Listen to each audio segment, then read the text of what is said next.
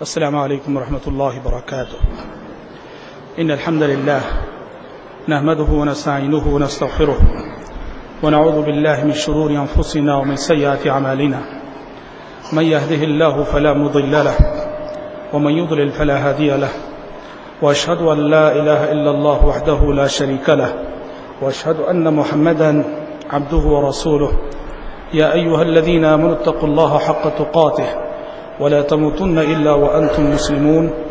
يا أيها الناس اتقوا ربكم الذي خلقكم من نفس واحدة وخلق منها زوجها وبث منهما رجالا كثيرا ونساء، واتقوا الله الذي تساءلون به والأرحام إن الله كان عليكم رقيبا. يا أيها الذين آمنوا اتقوا الله وقولوا قولا سديدا يصلح لكم أعمالكم ويغفر لكم ذنوبكم، ومن يطع الله ورسوله فقد فاز فوزا عظيما. أما بعد، فإن خير الحديث كتاب الله، وخير الهدي هدي محمد صلى الله عليه وسلم، وشر الأمور محدثاتها، وكل محدثة بدعة، وكل بدعة ضلالة، وكل ضلالة في النار. حضرات گرامی، اللہ تبارک و تعالیٰ کا شکر احسان ہے کہ کل سے ہم نے اس مسجد میں ایک مبارک سلسلہ شروع کیا، سیرت رسول کو پڑھنے پڑھانے کا، سیرت رسول کو سمجھنے اور سمجھانے کا. اور کل تمہیدی گفتگو ہم نے کی تھی آپ کے سامنے، جس میں سیرت کی خصوصیات اور آپ صلی اللہ علیہ وسلم کے کردار کی عظمت کو مختلف ناحیوں سے واضح کیا گیا تھا. آج کی ہماری گفتگو بھی اسی تمہید کا تسلسل ہے. کل سے ہم باقاعدہ نبی کریم صلی اللہ علیہ وسلم کی ولادت اور آپ کی پیدائش کے حوالے سے گفتگو کریں گے. آج کی ہماری جو گفتگو ہے اس کا پہلا نقطہ یہ ہے کہ نبی کریم صلی اللہ علیہ وسلم کی سیرت کی جہاں بہت ساری خصوصیات ہیں، اس میں سے ایک بہت بڑی خصوصیت یہ ہے کہ آپ صلی اللہ علیہ وسلم کی سیرت کو پڑھنے والے صرف مسلمان نہیں، صرف دوست نہیں، صرف اپنے نہیں، نبی کریم صلی اللہ علیہ وسلم کی سیرت کو پڑھنے والوں میں بہت سارے غیر مسلمین کے نام بھی آتے ہیں، جو اسلام کے دشمن کہے جاتے ہیں، جو اسلام کے مخالف مانے جاتے ہیں، وہ بھی نبی کریم صلی اللہ علیہ وسلم کی سیرت کو بڑے شوق سے پڑھا کرتے ہیں. اور ان میں سے جن کے مقدر میں اللہ تعالیٰ نے ہدایت رکھی ہو وہ ہدایت پاتے بھی ہیں. ہندوستان کے ایک مشہور شاعر گزرے ہیں، جگناتھ آزاد. جگناتھ آزاد نے اردو زبان میں بہت ساری شاعری کی ہے. اگر آپ جگناتھ آزاد کی شاعری میں دیکھیں گے تو جگناتھ آزاد نے غیر مسلم رہتے ہوئے نبی کریم صلی اللہ علیہ وسلم کی شان میں بہت سارے نعتیہ اشعار کہے ہیں. جہاں وہ ایک غیر مسلم رہتے ہوئے سیرت رسول کو پڑھ کر انہوں نے جو تاثر قبول کیا ہے، اپنے احساسات اور اپنے تاثرات کو انہوں نے اشعار کی زبان میں پیش کیا ہے. اردو زبان میں سیرت پر ایک کتاب ہے، اس کا نام ہے عرب کا چاند. عرب کا چاند، یہ کتاب کس نے لکھی ہے؟ ہندو سماج کے ایک سوامی نے لکھی ہے. ہندو سماج کے ایک سوامی نے لکھی اور کتاب کا نام ہے عرب کا چاند، جس میں اس سوامی نے نبی کریم صلی اللہ علیہ وسلم کی سیرت کو پڑھنے کے بعد اپنے احساسات اور اپنے تاثرات کا اظہار کیا، اور مارکیٹ میں موجود ہے یہ کتاب. اور یہ بات تو آپ سب جانتے ہیں کہ مشہور انگریز مائیکل ہارٹ نے بہت بڑی کتاب لکھی، دی 100 انگریزی زبان میں، جس میں اس نے پوری انسانی تاریخ کے 100 ایسے عظیم انسانوں کا انتخاب کیا، پوری ہسٹری آدم علیہ السلام سے آج تک. مائیکل ہارٹ کے نقطۂ نظر سے یہ 100 انسان ایسے ہیں جنہوں نے انسانیت کو بہت کچھ دیا، بہت کچھ دیا. آپ کو اس بات پہ تعجب ہوگا کہ مائیکل ہارٹ نے اس کتاب کے اندر نہ صرف یہ کہ ہمارے نبی حضرت محمد صلی اللہ علیہ وسلم کو ذکر کیا، بلکہ اس نے اس کتاب میں سب سے پہلا نمبر ہمارے نبی حضرت محمد صلی اللہ علیہ وسلم کو دیا. اور اس نے کھلے الفاظ میں اقرار کیا، اعتراف کیا کہ میری نظروں میں، میرے نزدیک पूरी इंसानी तारीख में अगर सबसे अजीम इंसान कोई हो सकते हैं तो वो मोहम्मद सल्लल्लाहु अलैहि वसल्लम है, गैर मुस्लिम, अंग्रेज। और ताज्जुब की बात यह है वो क्रिश्चियन है। उस किताब के अंदर उसने हजरत ईसा अलैहिस्सलाम का भी जिक्र किया है और ईसा अलैहिस्सलाम को उसने 6 नंबर पे रखा है।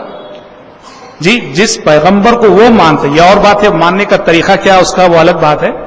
जिस पैगंबर को वो मानता है उस पैगंबर को उसने 6 नंबर पे रखा है और हमारे नबी हजरत मोहम्मद सल्लल्लाहु अलैहि वसल्लम को उसने पहले नंबर पे रखा है। यह है एजाज सीरत रसूल का, यह है खुसूसियत सीरत रसूल सल्लल्लाहु अलैहि वसल्लम की।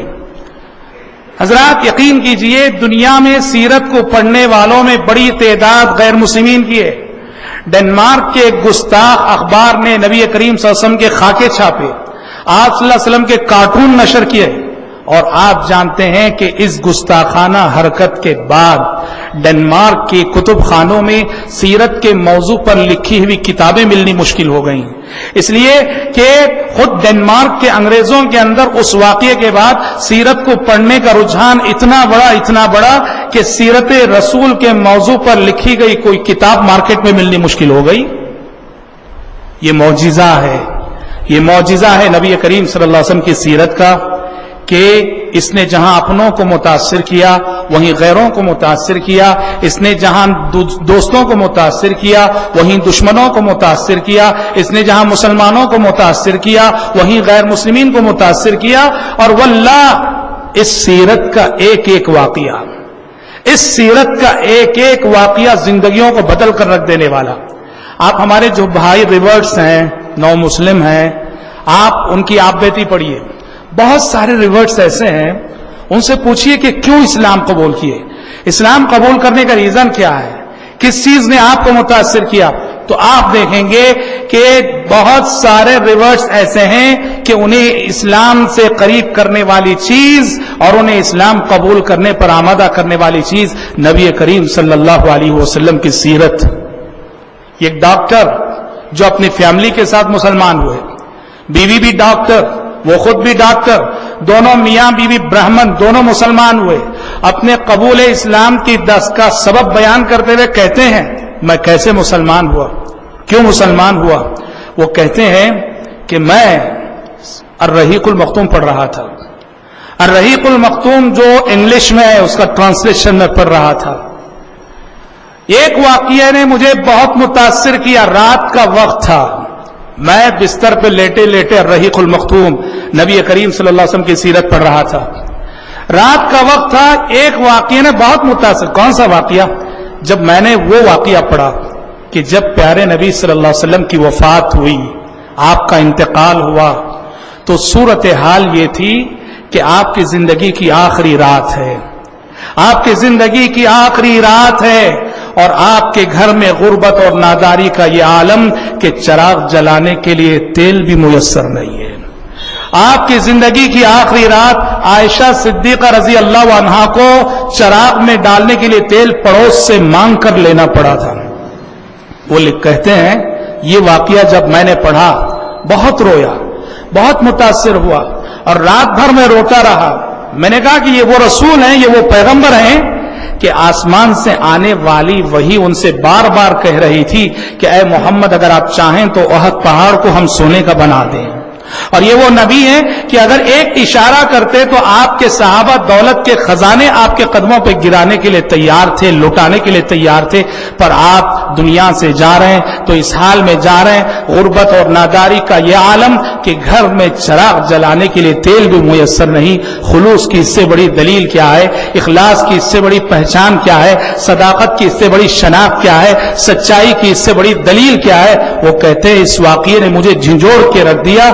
जबकि हम दुनिया के और लीडरों को देखते हैं, जब कोई लीडर बनता है उसकी जिंदगी का मेयार बदल जाता है। लीडर बनने से पहले वो गरीब रहा और लीडर बनने के बाद, ओहदा मिलने के बाद उसकी माली हैसियत कहां से कहां चली जाती है। पर मोहम्मद अरबी सल्लल्लाहु अलैहि वसल्लम नबूवत से पहले आप मालदार रहे, नबूवत मिलने से पहले आप मालदार रहे, लीडर बनने से पहले आप मालदार रहे, लेकिन नबूवत जब मिल गई آپ صلی اللہ علیہ وسلم کی یہ مالداری جاتی رہی اور آپ صلی اللہ علیہ وسلم غربت و ناداری کے عالم میں ایسی زندگی آپ نے گزاری کہ مائی عائشہ صدیقہ رضی اللہ عنہا فرماتی ہیں پوری زندگی میں کبھی 3 دن ایسے مسلسل نہیں آئے کہ نبی کے گھرانے میں مسلسل 3 دن چولہا جلاؤ۔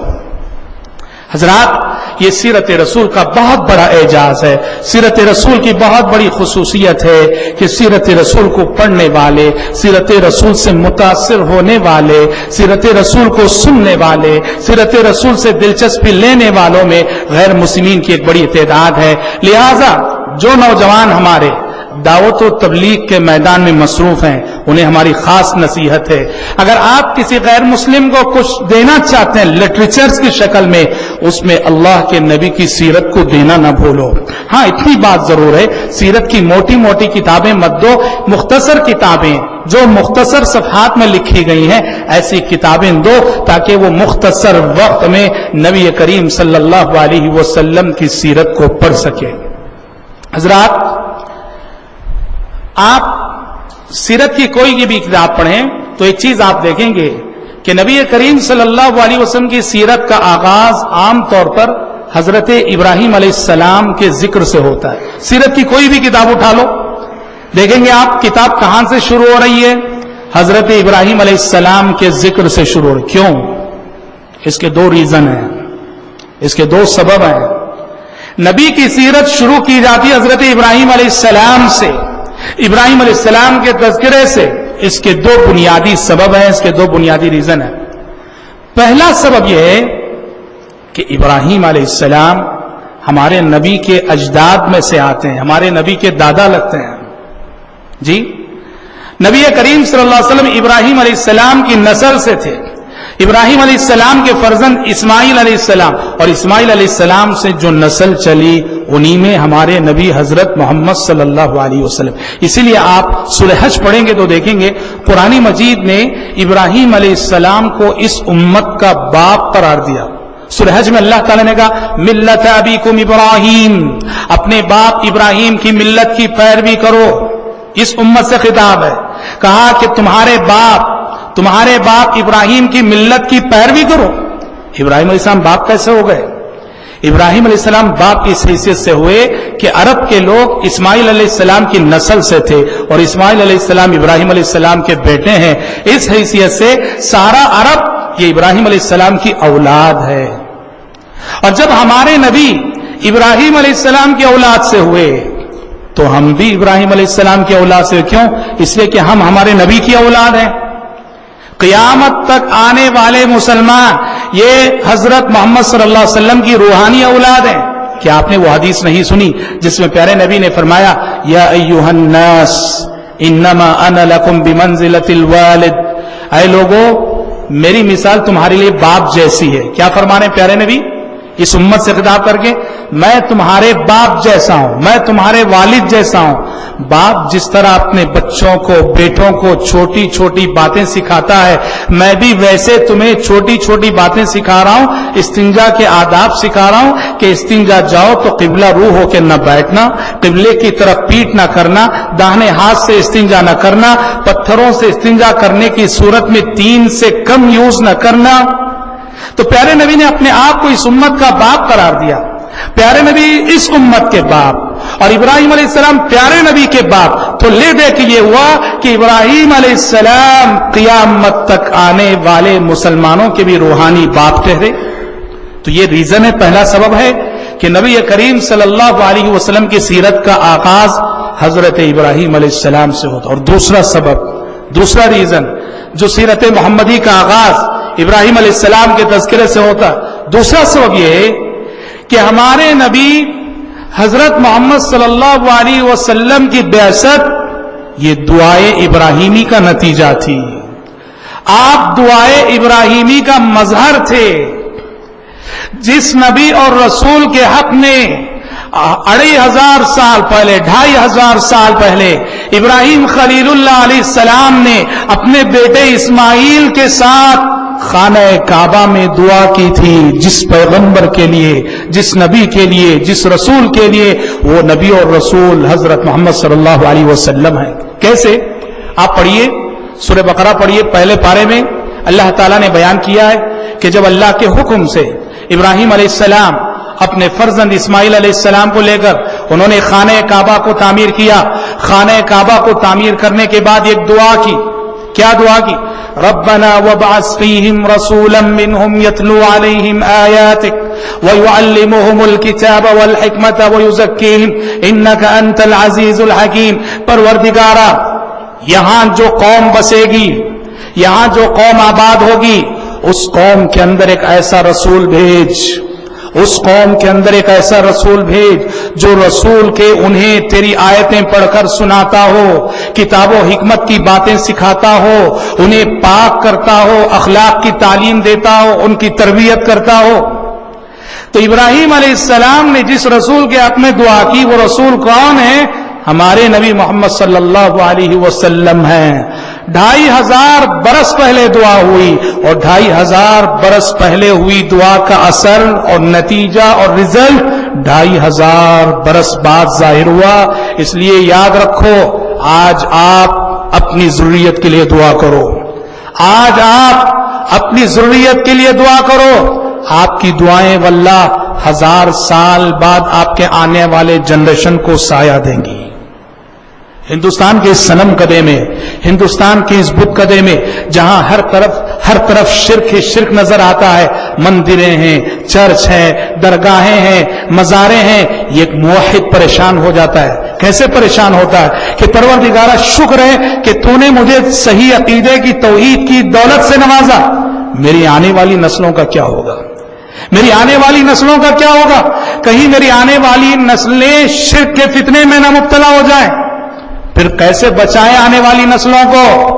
آپ تو نہیں رہیں گے دنیا میں اپنی آنے والی نسلوں کو بچانے کے لیے۔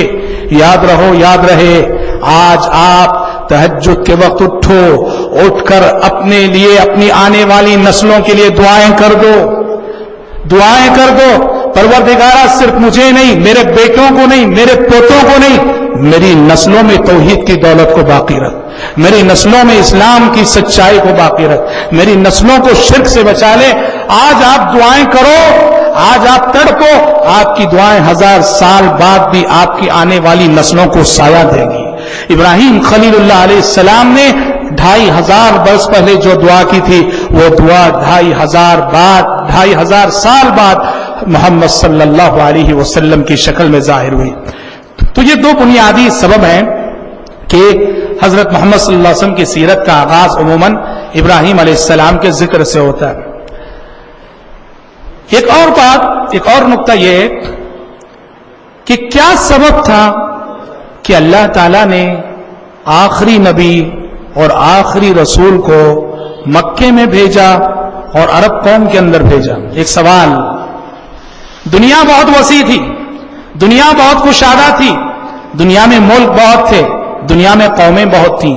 کیا سبب تھا، کیا ریزن تھا کہ اللہ تعالیٰ نے آخری نبوت کے لیے، آخری رسالت کے لیے آخری نبی کو عرب کے اندر کیوں مبعوث کیا، مکے کے اندر کیوں مبعوث کیا؟ بہت سارے سبب ہیں۔ پہلی بات تو یہ ہے کہ آپ کو معلوم ہے اور آپ جانتے ہیں، جغرافیائی اعتبار سے اگر آپ دیکھیں تو مکہ دنیا کا سینٹر پلیس ہے۔ جغرافیائی اعتبار سے مکہ دنیا کا سینٹر پلیس ہے، چونکہ آخری رسول کا پیغام ساری انسانیت کے لیے تھا، آخری رسول کی دعوت ساری انسانیت کے لیے تھی، آخری رسول کی رسالت ساری انسانیت کے لیے تھی۔ ضروری تھا کہ آخری نبی دنیا کے سینٹر پلیس میں بھیجے جاتے، تو اللہ تعالیٰ نے آپ صلی اللہ علیہ وسلم کو مکے میں مبعوث کیا، مکے میں پیدا کیا۔ اور دوسری بات، عرب قوم، اللہ تعالیٰ نے عرب قوم کا سلیکشن کیا، عرب قوم کو منتخب کیا، کس لیے؟ کہ وہ آخری نبی اور آخری رسول کی پیغام کی حامل بنے، آخری نبی اور آخری رسول کی پہلی مخاطب قوم عرب قوم بنے۔ عرب قوم کا سلیکشن، عرب قوم کا انتخاب، بہت ساری حکمتیں ہیں، اس میں بنیادی حکمت یہ ہے کہ عرب قوم کے اندر بہت ساری ایسی خوبیاں پائی جاتی تھیں، عربوں کے اندر بہت ساری ایسی خوبیاں پائی جاتی تھیں جو خوبیاں دنیا کی دوسری قوموں میں اس سطح پر نہیں پائی جاتی تھی جس سطح پر کہ وہ عرب قوم کے اندر پائی جاتی تھی. عربوں کے اندر کچھ ایسی صفات تھی جن صفات نے ان عربوں کو ایک انقلابی قوم بنا رکھا تھا، جن میں سب سے پہلی صفت کیا ہے؟ عربوں کی وفاداری. عربوں کی وفاداری. عرب کی ہسٹری پڑھی اسلام سے پہلے بھی. عرب قوم کی صفت تھی بڑی وفادار قوم. وہ جس کو بھی مانتی، جس کو بھی تسلیم کرتی، جس سے بھی دوستی کرتی، اس کی وفاداری میں خون کا آخری قطرہ بھی بہا دیتی. اور یہ کسی بھی انقلابی قوم کے لیے بہت بڑی صفت ہوتی ہے، آخری حد تک وفاداری کرنا. کسی کو اگر مان لیا، کسی سے دوستی کر لی، کسی کو قبول کر لیا، اس کی دوستی میں اس کے لیے ہر چیز کی قربانی دینا. بڑی وفادار قوم تھی یہ.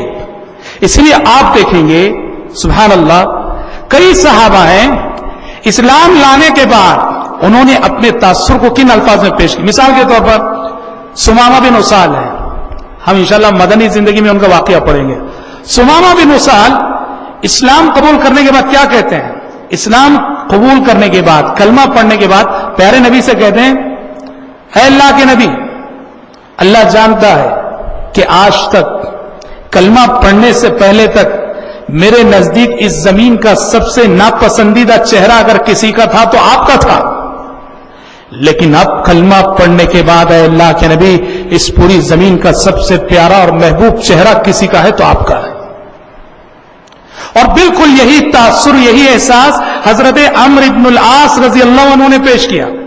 عمرو بن العاص جب مسلمان ہوتے ہیں، انہوں نے موت کے وقت اپنے بچے سے گفتگو کرتے ہوئے کہا تھا کہ بیٹا یہ ایک وقت تھا کہ میں اسلام قبول نہیں کیا تھا اور اللہ کے نبی کا سب سے بڑا دشمن تھا اور اللہ کے نبی کا چہرہ میرے نزدیک سب سے زیادہ ناپسندیدہ چہرہ تھا، لیکن بیٹے جس دن میں نے کلمہ پڑھا، کلمہ پڑھنے کے بعد اللہ کے نبی کا چہرہ میرے نزدیک زمین کا سب سے پیارا چہرہ.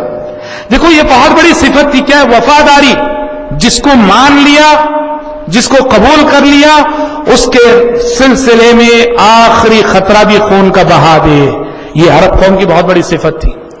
اور کچھ خوبیاں تھیں عرب قوم کے اندر، جو خوبیاں اخلاق نبوت میں سے مانی جاتی تھیں، اخلاق نبوت میں سے تسلیم کی جاتی تھی، جن میں سے مثال طور پر مہمان نوازی. عرب قوم بڑی مہمان نواز. قرآن مجید نے ابراہیم علیہ السلام کا ذکر کیا ہے. ابراہیم علیہ السلام بڑے مہمان نواز تھے، پیغمبروں کی صفت ہے مہمان نوازی. عرب قوم بڑی مہمان نواز تھی. آنے والا انجانا ہے، جانا پہچانا ہے، دوست ہے، دشمن کچھ نہیں دیکھتے تھے. کوئی آیا نیا انسان، وہ اس کی مہمان نوازی کرنے میں بڑی عزت محسوس کرتے تھے. اور سب سے بڑی چیز میں بتاؤں آپ کو، عربوں کے اندر ایک بہت بڑی صفت تھی جس نے اس قوم کو ایک انقلابی قوم بنا رکھا تھا. وہ کیا جانتے ہیں؟ عرب بڑے باغیرت ہیں، جسے انگلش میں ایگو کہا جاتا ہے، انا، خودی. اردو زبان میں کہتے ہیں انا، خودی، جذبہ غیرت. اور جسے انگلش میں ایگو کہا جاتا ہے، یہ ایسا جذبہ ہے کہ کس دنیا میں وہی قوم انقلاب لاتی ہے جس کے اندر یہ جذبہ غیرت پایا جائے. دنیا میں کبھی کسی بے غیرت قوم نے کوئی کارنامہ انجام نہیں دیا. یاد رکھو، دنیا میں کبھی کسی بے غیرت قوم نے کوئی کارنامہ انجام نہیں دیا. جس قوم کی انا، جس قوم کی خودی، جس قوم کا ایگو کچل دیا گیا، وہ قوم دنیا میں کچھ نہیں کر سکتی. کیسے؟ اس کی ایک مثال میں آپ کو دیتا ہوں کہ اگر قوموں کے جذبہ انا کو کچل دیا جائے، ان کا جو ایگو ہوتا وہ مر جائے، وہ قوم دنیا میں کچھ نہیں کر سکتی. بنو اسرائیل ایجپٹ میں، مصر میں فرعون کے ماتحت تھے. فرعون ظلم کرتا تھا. فرعون کے ظلم کی چکی میں پس کر اس قوم بنو اسرائیل کا جو ایگو تھا نا پوری طرح سے ختم ہو گیا تھا. جذبہ انا کچل دیا گیا تھا، ان کی غیرت ختم ہو گئی تھی. چنانچہ آپ دیکھتے ہیں کہ جب موسیٰ علیہ السلام اللہ کے حکم سے بنو اسرائیل کو لے کر نکلے ایجپٹ سے، موسیٰ علیہ السلام کی قوم ہے وہ، اور آپ جانتے ہیں دریا نے اپنا سینہ چیر دیا بنو اسرائیل کے لیے، آسانی سے دریا پار چلے گئے. فرعون جب آیا، اللہ نے پانی کو ملا دیا، بنو اسرائیل کی نظروں کے سامنے فرعون ڈوب گیا، غرق ہو گیا. کتنی بڑی نشانی اللہ نے دکھائی. اب بنو اسرائیل کو رہنے کے لیے ایک شہر چاہیے, ایک شہر چاہیے جہاں یہ بنو اسرائیل جنہیں ایجپٹ سے لے کے نکلے موسیٰ علیہ السلام کہاں رہیں. اللہ کی جانب سے وحی آئی کہ موسیٰ اپنی قوم بنو اسرائیل سے کہنا یہ جو بیت المقدس ہے بیت المقدس پہ ابھی حملہ کریں, بیت المقدس پہ حملہ کریں, بیت المقدس کو فتح کریں اور وہاں سکونت اختیار کریں. بیت المقدس آپ کے قوم کا شہر ہوگا. موسیٰ علیہ السلام نے بنو اسرائیل سے کہا کہ دیکھو اللہ تعالیٰ کا حکم ہے کہ بیت المقدس پہ حملہ کرو اور انشاءاللہ اگر حملہ کرو گے جیت جاؤ گے, تم اللہ کا وعدہ, حملہ کرو گے تو جیت جاؤ گے, اللہ کا وعدہ. بنو اسرائیل نے کیا جواب دیا؟ میں آپ کو یہ بتانا چاہتا ہوں کسی بھی قوم کی ایگو اگر ختم ہو جائے, اس کی انا, اس کی غیرت کچل دی جائے, وہ قوم دنیا میں کچھ نہیں کر سکتی. فرعون نے اس قوم پہ ظلم کر کر کے ان کے جذبہ انا کو ایسے کچلا تھا. نبی کہہ رہے ہیں, پیغمبر کہہ رہے ہیں, آسمان سے آنے والی وحی کی بشارت سنا رہے ہیں کہ بس حملہ کرو جیتو گے تم اور یہ شہر تمہارا ہوگا. بنو اسرائیل کیا جواب دیتے ہیں؟ قالوا یا موسیٰ ان فیہا قوما جبارین وَإِنَّا لَن نَدْخُلَهَا حَتَّى يَخْرُجُوا مِنْهَا. کہا موسیٰ بیت المقدس پہ حملہ کرے؟ ارے وہاں ایسی طاقتور قوم رہتی, عمالقہ ایک قوم تھی, ایسی طاقتور قوم رہتی ہے, اس قوم سے مقابلہ کرنے کی سکت ہمارے اندر نہیں ہے, ہم حملہ نہیں کریں گے. موسیٰ علیہ السلام نے اللہ کا وعدہ یاد دلایا, اے نادانو حملہ کرو, کامیابی تمہارے قدم چومے گی. اس قوم نے صاف کہہ دیا انا لن ندخلها ابدا ما داموا فيها. اے موسیٰ لاکھ نصیحت کر لو, لاکھ سمجھا لو, ہم کبھی حملہ کرنے والے نہیں, ہمارے اندر وہاں حملہ کرنے کی ہمت ہے ہی نہیں. اللہ تعالیٰ نے عذاب مسلط کیا, کہا کہ موسیٰ اب 40 سال تمہاری قوم بنو اسرائیل بیت المقدس میں داخل نہیں ہو سکے گی. 40 سال اس قوم کو اس میدان تی میں بھٹکتے رہنا ہے. کیوں 40 سال؟ 40 سال کیوں کہا گیا؟ 40 سال کے اندر انسانوں تاریخ میں یہ ہوتا ہے ہر 40 سال میں ایک جنریشن ختم ہو کر دوسرا جنریشن آ جاتا ہے. دنیا زندگی کے اسٹیج پر ہر 40 سال میں زندگی کے اسٹیج پر رول ادا کرنے والا جنریشن چینج ہوتا ہے, چونکہ یہ وہ جنریشن ہے جس کی ایگو, جس کا جذبہ آنا, جس کی خودی کچلی گئی ہے, اب وہ بیت المقدس فتح کرنے کے قابل نہیں رہا. اس لیے اللہ نے کہا 40 سال تک اب تمہاری قوم داخل نہیں ہو سکے گی بیت المقدس میں. ہاں 40 سال بعد جب ان کے بچے بڑے ہو جائیں گے وہ فتح کریں گے. وہی ہوا. لہذا عرب قوم کی یہ خصوصیت تھی, عرب قوم کا جذبہ آنا, خودی اور ان کا جو ایگو تھا وہ پوری طرح سے محفوظ تھا. ہاں یہ اور بات ہے وہ اس کو غلط رخ دے کر غلط رستے پہ لے جا رہے تھے. کیسے؟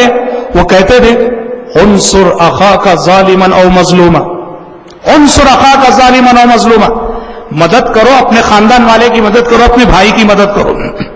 مدد کرتے ہوئے یہ مت دیکھو کون ظالم ہے کون مظلوم ہے, یہ مت دیکھو, اپنے بھائی کی اپنے خاندان والے کی مدد کرو. تمہارا بھائی ظلم کر رہا ہے کسی پر, اس کے ساتھ مل کے تم بھی ظلم کرو. مقصد یہ ہے کہ ہمارے خاندان والے کی مدد ہو. غلط رخ دے رہے تھے. سمجھ رہے؟ اسلام نے آ کر اسی جذبہ انا, اسی جذبہ خودی کو صحیح رخ دیا اور اللہ کے لیے اس جذبہ غیرت کو صحیح رخ اسلام نے دے دیا. نتیجے میں ہم دیکھتے ہیں, اسلامک ہسٹری کو پڑھیے آپ. اسلامک ہسٹری بتاتی ہے کہ صحابہ کرام رضوان اللہ علیہم اجمعین توحید کے پیغام کو لے کر, توحید کے میسج کو لے کر بڑے بڑے درباروں میں چلے گئے.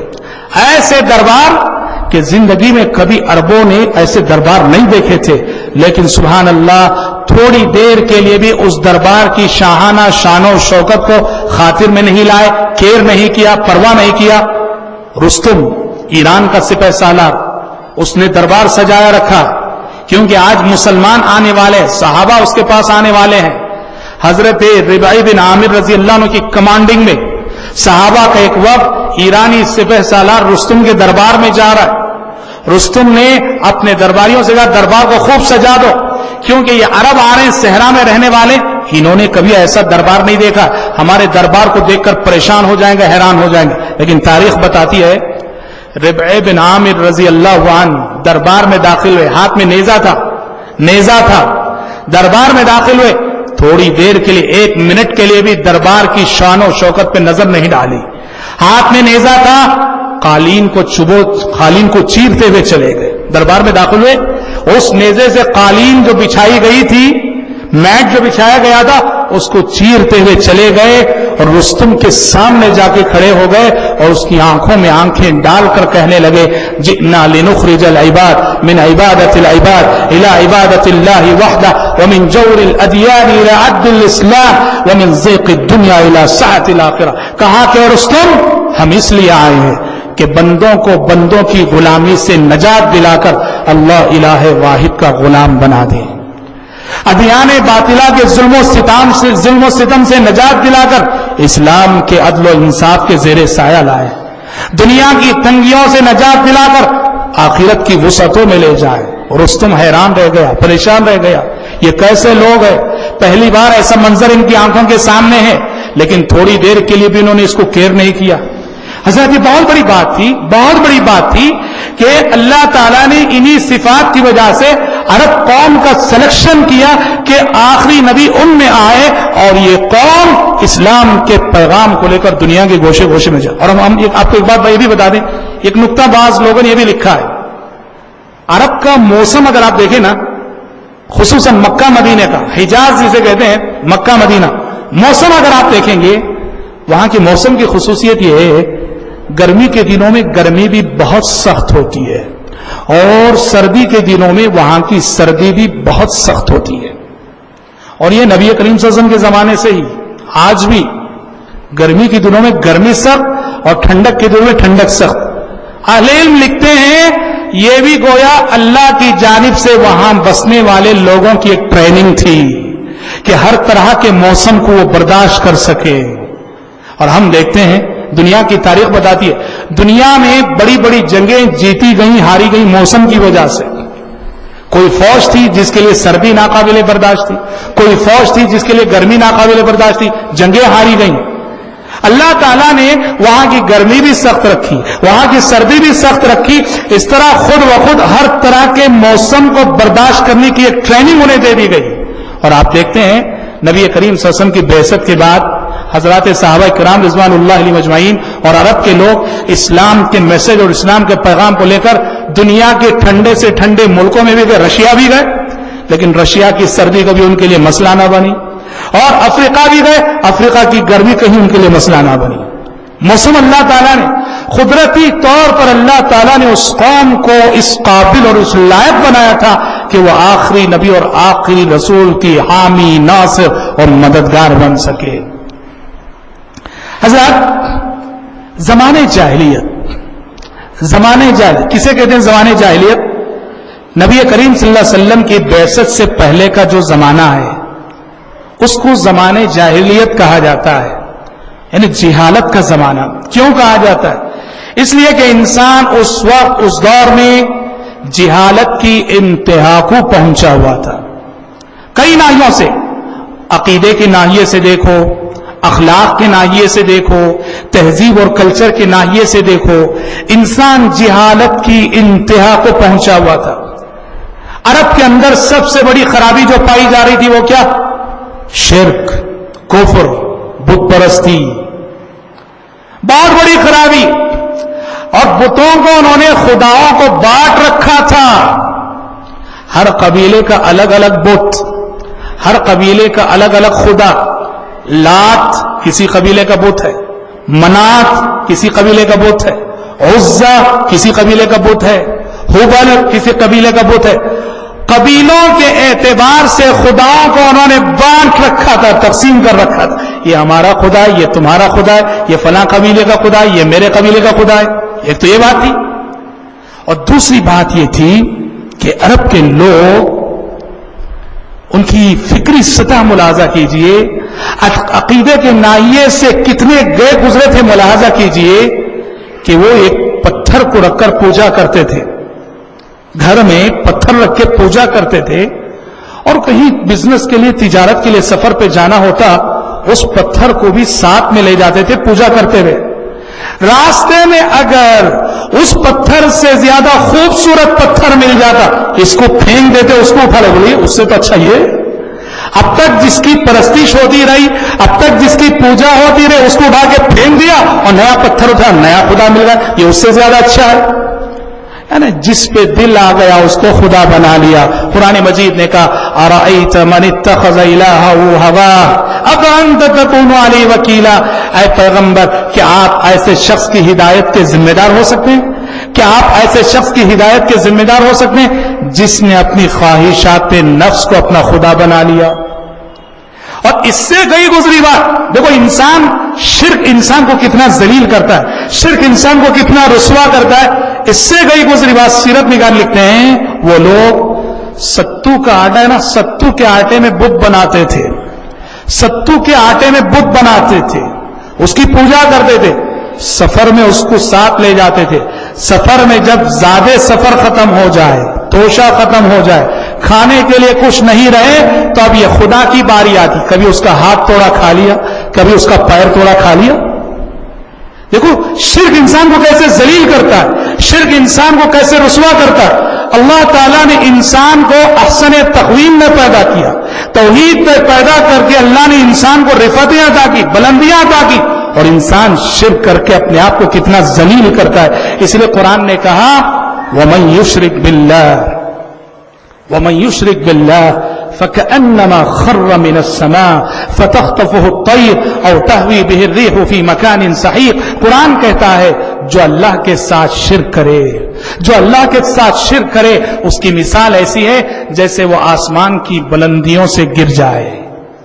آسمان کی انسان کو اللہ نے توحید پہ پیدا کیا تو انسان رفعتوں پہ تھا، بلندیوں پہ تھا، شرک کر کے وہ اپنے آپ کو ان بلندیوں سے گرا لیتا ہے۔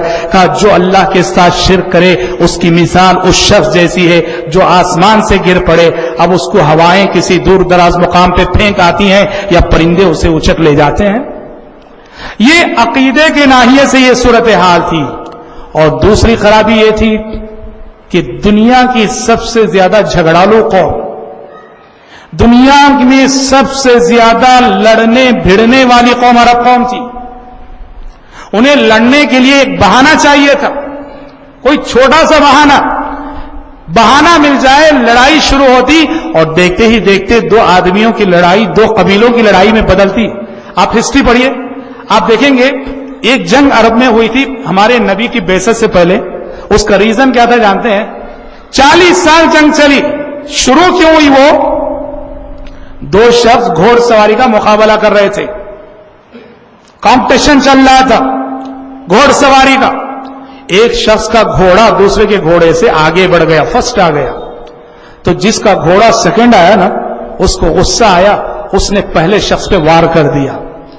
نتیجے میں دونوں کی لڑائی ہوئی اور دیکھتے ہی دیکھتے اس نے اپنے قبیلے والوں کو پکارا، اس نے اپنے قبیلے والوں کو پکارا، دیکھتے ہی دیکھتے دو آدمیوں کی لڑائی دو قبیلوں کی لڑائی میں بدل گئی اور یہ لڑائی چلتی رہی، 40 سال چلی۔ ریزن کیا؟ کہ ریزن یہ کہ گھوڑ سواری میں میرا گھوڑا تیرے گھوڑے سے پیچھے رہے گا بس۔ قرآن اسی لیے کہتا ہے وَاذْكُرُوا إِذْ كُنْتُمْ أَعْدَاءً فَأَلَّفَ بَيْنَ قُلُوبِكُمْ فَأَصْبَحْتُمْ بِنِعْمَتِهِ إِخْوَانًا۔ اے عربوں یاد کرو جب تم آپس میں ایک دوسرے کے جانی دشمن تھے، جب تم آپس میں ایک دوسرے کے جانی دشمن تھے، اللہ نے تم پر احسان کیا اور اللہ نے تمہیں بھائی بھائی بنا دیا۔ اور دوسرے مقام پہ سورہ توبہ، سورہ انفال نے کہا وَأَلَّفَ بَيْنَ قُلُوبِهِمْ لَوْ أَنفَقْتَ مَا فِي الْأَرْضِ جَمِيعًا مَا أَلَّفْتَ بَيْنَ قُلُوبِهِمْ۔ اے پیغمبر یہ اللہ تعالیٰ کا کرم ہے، اللہ نے ان لوگوں کے دلوں میں محبت پیدا کی، الفت پیدا کی، چاہت پیدا کی۔ اگر آپ زمین کے سارے خزانے بھی خرچ کر لیتے یہ الفت نہ پیدا کر سکتے۔ یہ اللہ کا کرم تھا کہ اللہ نے عربوں کی پرانی دشمنیوں کو مٹا کر ان دشمنوں کو آپس میں بھائی بھائی بنا دیا۔ اور تیسری خرابی، جس خرابی نے اس معاشرے کو جاہلی معاشرہ بنا دیا تھا، اور وہ تھا لڑکیوں کو زندہ دفن کرنا، لڑکیوں کو زندہ درگور کرنا۔ عرب کے لوگ لڑکی کی پیدائش کو، لڑکی کے پالنے کو، لڑکی کی پرورش کو بہت ہی زیادہ باعث ننگو آر سمجھتے تھے۔ کیوں جانتے؟ ابھی میں نے بتایا آپ کو، عرب کے اندر بہت ایگو تھا، بہت غیرت تھی۔ وہ سمجھتے تھے لڑکی اگر بڑی ہو جائے گی، شادی ہو جائے گی، داماد کے سامنے جھک کر چلنا پڑے گا۔ ہاں آج جیسے سسرال میں ہوتا ہے لڑکی والوں کو ہمیشہ لڑکے والوں کے سامنے دب کر ہی چلنا ہے، ہمارا سماج ہے یہ. غلطی کس کی ہے، سچائی پر کون ہے یہ نہیں. آپ لڑکی والے ہیں آپ کو دب کے چلنا پڑے گا، ہم لڑکے والے ہیں ہم حکومت کریں گے آپ پر. یہ جاہلی روایتیں ہمارے سماج میں چل رہی ہیں. عرب کے لوگوں کے لیے ناقابل برداشت تھا. وہ کہتے تھے اگر ہماری بچیاں بڑی ہوں گی شادی کر کے دینے کے بعد داماد کے سامنے دب کے چلنا، داماد کے لوگوں کے سامنے دب مار دیا کر زندہ دفن کر دیتے تھے. کیسا جاہلی معاشرہ تھا، کیسی بے رحمی تھی اور کیسی سنگ دلی تھی. جب پیارے نبی کے پاس ایک صحابی نے آ کے اسلام قبول کرنے کے بعد کہا تھا اللہ کے نبی میں وہ باپ ہوں کہ جس نے اپنے ہاتھوں سے اپنی 8 بچیوں کو زندہ دفن کیا ہے. میں نے اپنے ان ہاتھوں سے اپنی 8 بچیوں کو زندہ دفن کیا ہے. اب میں بہت نادم ہوں، شرمندہ ہوں، پشیمان ہوں اسلام قبول کرنے کے بعد. بتائیے کہ اس غلطی کا تدارک میں کیسے کروں، اس غلطی کو کیسے مٹاؤں، اللہ کے سامنے بچ سکوں. پیارے نبی نے کہا کہ غلام ہیں 8 جانوں کے بدلے 8 غلام آزاد کر دو. صحابی نے کہا کہ اتنا بڑا مالدار انسان نہیں ہو اللہ کے نبی، 8 غلام نہیں ہے میرے پاس. پیارے نبی نے کہا تو پھر ایسا کرو 8 جانور جو ہے صدقہ کر دو، 8 اونٹ صدقہ کر دو. صحابی نے 8 جانوں کے بدلے 8 اونٹ صدقہ کیے. ایک باپ نے اپنے ہاتھوں سے اپنی 8 بچیاں زندہ دفن کی. سوچو کہ کیسا سماج تھا، کیسا معاشرہ تھا. قرآن مجید نے سورہ نحل کے اندر اور سورہ زخرف کے اندر یہ نقشہ کھینچا ہے کہ اگر کسی کے گھر میں بچی پیدا ہو گئی تو اس گھر میں ماتم کا ماحول ہوتا تھا، اور وہ شخص وہ باپ جس کے گھر بچی پیدا ہو گئی وہ گھر سے باہر نہیں نکلتا تھا، اور نکلے بھی تو سر نیچے جھکائے ہوئے جو جاتا تھا. ایسا معاشرہ تھا، ایسا ماحول تھا. لیکن سبحان اللہ ایسے ماحول، ایسے سماج اور ایسے معاشرے میں بھی کچھ لوگ تھے جو ہر طرف کفر و شرک کے رہنے کے باوجود عقیدے توحید پہ قائم تھے. یہ بات یاد رکھنا، پیارے نبی کے رسول بن کر دنیا میں آنے سے پہلے، پیارے نبی کی بعثت سے پہلے عرب کے سماج میں کچھ لوگ تھے جو فطرت سلیمہ پہ قائم رہنے کی وجہ سے سمجھتے تھے کہ یہ کفر جو ہو رہا غلط ہے، یہ شرک جو ہو رہا غلط ہے. وہ اپنی فطرت کی بنیاد پر جانتے تھے کہ عقیدہ توحید ہی صحیح ہے. اور ان لوگوں کو کہا جاتا تھا حنفاء.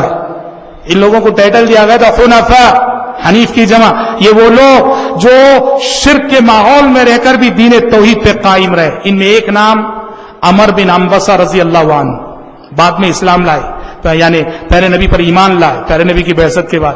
عمر بن عنبسہ رضی اللہ عنہ، قس بن ساعد الایادی رضی اللہ عنہ، اور خاص کر ایک نام زید بن عمر بن نفیل. زید بن عمر بن نفیل یہ جب لوگوں کو شرک کرتے ہوئے دیکھتے، اسلام سے پہلے کی بات، منع کرتے تھے. جب وہ دیکھتے بکری کو لے جا کے بتوں کے نام پہ ذبح کیا جا رہا ہے، کہتے تھے زید بن عمر بن نفیل رضی اللہ عنہ الشاۃ خلقها اللہ وانزل لها من السماء ماء وانبت لها من الارض كلأ ثم تذبحونها على اسم غیر اللہ. وہ کہتے تھے لوگوں کیسی نادانی کر رہے ہو، یہ بکری جسے تم بت کے نام ذبح کر رہے ہو یہ بکری اللہ نے پیدا کی. اس بکری کے لیے اللہ نے آسمان سے پانی برسایا، اس بکری کے لیے اللہ نے زمین سے چارہ اگایا، سب کچھ یہ اللہ کا کھاتی تھی اور تم لے جا کے غیر اللہ کے نام پہ ذبح کر رہے ہو. اور یہ زمانے جاہلیت میں کہتے تھے دینی دین و ابراہیم و الہی الہ ابراہیم، میرا دین ابراہیم علیہ السلام کا دین ہے، میرا معبود وہی ہے جس کی عبادت ابراہیم علیہ السلام کرتے رہے. اور یہاں تک آتا ہے کہ جب وہ کسی باپ کو اپنی بچی کو زندہ دفن کرنے کے لیے لے جاتے ہوئے دیکھتے، آگے بڑھ کر مانگ لیتے کہ تم پال نہیں سکتے تو مجھے دے دو میں پال لیتا ہوں. بہت بڑا سبق ملتا ہے. کیا سبق؟ جاہلیت کے اس ماحول میں بھی جب کچھ لوگ عقیدے توحید پر قائم تھے تو پتا چلا کہ ہر سماج ہر سوسائٹی میں ایسے کچھ اللہ کے بندے ہوتے ہیں جو رہتے ہیں مشرکین کے درمیان، رہتے ہیں کافرین کے درمیان، لیکن شرک پر انہیں کبھی اطمینان نہیں ہوتا ہے. ان کا دل پکار پکار کے کہہ رہا ہوتا ہے کہ معبود ایک ہی ہے، معبود ایک ہی ہے. توحید کی وہ چنگاری، کل مولود یولد علی الفطرہ، ہر بچہ فطرت اسلام پہ پیدا ہوتا ہے. یہ توحید کی چنگاری بعض لوگوں کے اندر بجھی نہیں رہتی ہے. اب سوچ کر دیکھو کیا سبب ہے، کیا ریزن ہے. یہ غیر مسلم، ان کے بچے بیمار ہوتے ہیں تو چرچ جانے کے بجائے، مندر جانے کے بجائے مسجد ہی کیوں لاتے ہیں؟ یہ مسجد ہی کیوں لاتے ہیں؟ بھائی چرچ کو بھی تو جا سکتے ہیں، مندر کو بھی تو جا سکتے ہیں، اپنے بیمار بچوں کو مسجد لے کر کیوں آتے ہیں؟ یہ عقیدہ کیوں ہے کہ انہی دعاؤں میں شفا ہے؟ کہیں نہ کہیں وہ احساس انہیں تڑپاتا ہے، توحید کا وہ شعور انہیں بے چین کرتا ہے جو اللہ تعالیٰ نے کل مولود یولد علی الفطرہ کے تحت ان کے اندر ودیعت کر رکھا ہے. لہذا سماج میں، سوسائٹی میں ایسے لوگوں کو ڈھونڈنے کی ضرورت ہے جو مشرکین کے درمیان رہتے ہوئے شرک سے بیزار ہیں، جو کافروں کے درمیان رہتے ہوئے کفر سے بیزار ہیں، اور جن کا ضمیر انہیں توحید کی طرف بلا رہا ہوتا ہے.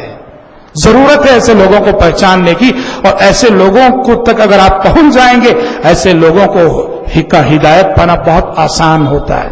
بہرحال یہ باتیں کچھ نبی کریم صلی اللہ علیہ وسلم کی بعثت سے پہلے کی تھی. آج ہم اسی پر اکتفا کرتے ہیں. کل انشاءاللہ تعالی اصحاب فیل کے حوالے سے، پیارے نبی کی پیدائش، پیارے نبی کی پیدائش کے بعد کے حالات، آپ صلی اللہ علیہ وسلم کی رضاعت، اس حوالے سے کل ہماری گفتگو ہوگی انشاءاللہ تعالی. آج اسی پر ہم اپنی گفتگو کو ختم کرتے ہوئے اللہ تعالی سے دعا کرتے ہیں کہ رب العالمین ہم سب کے، آپ سب کے مل بیٹھنے اور جمع ہونے کو شرف قبولیت سے نوازے. آمین. وآخر دعوانا ان الحمد للہ رب العالمین.